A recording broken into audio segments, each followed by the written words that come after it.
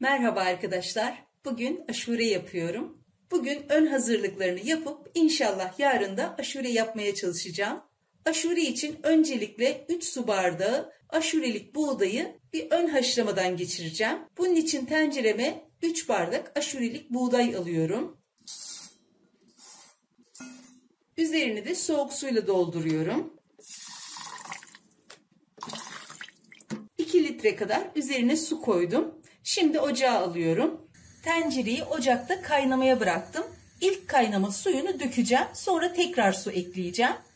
Aşurelik buğday kaynamaya başladı. Hemen ocağı kapatıyorum ve bu ilk suyu süzüp tekrar su doldurup ocağa koyuyorum.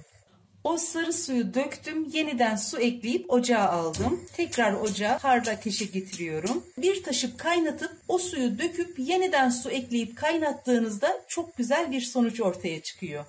Şimdi de nohut ve fasulyeyi suda bekletmek için kaba alıyorum.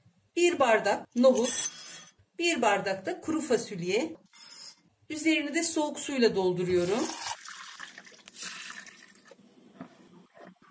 Pişerken kabuklarının soyulmaması için bir gece önceden suda bekletiyoruz.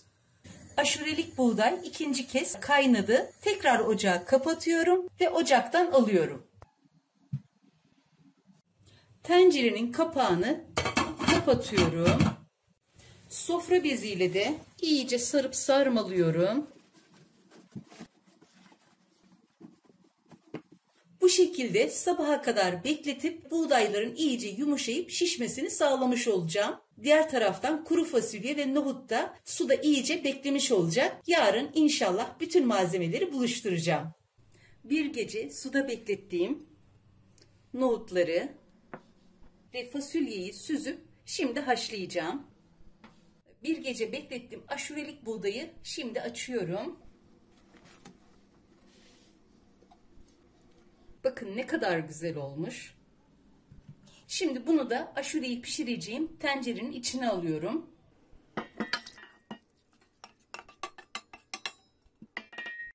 Üzerine suyla dolduruyorum. Artık tenceremi ocağa alıyorum. Ocağımı yaktım.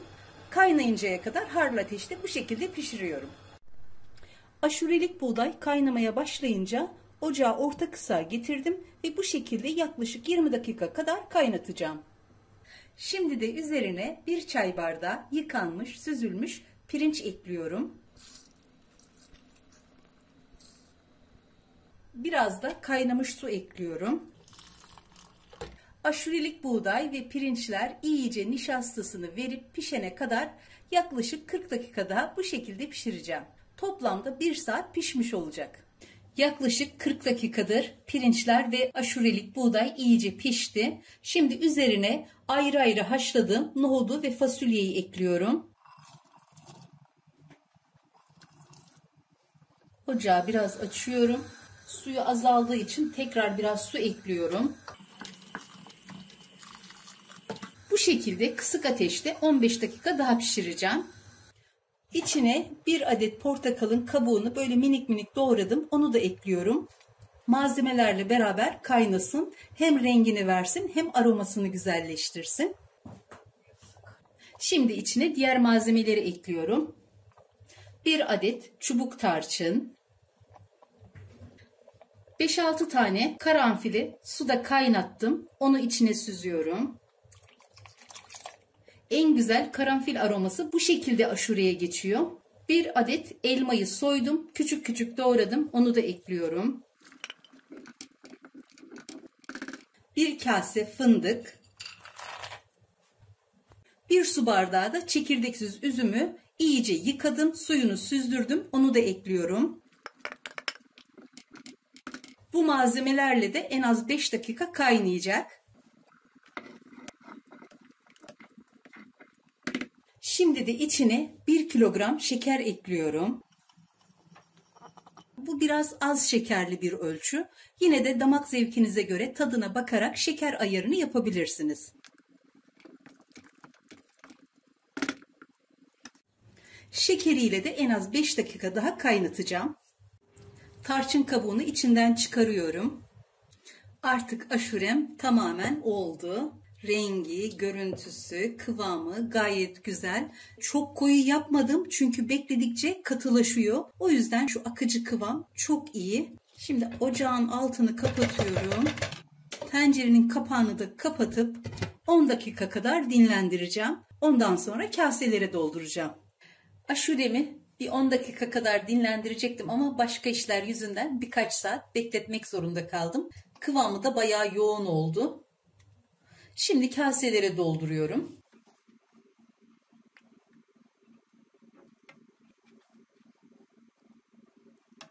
Önce dağıtılacakları hemen süslüyorum.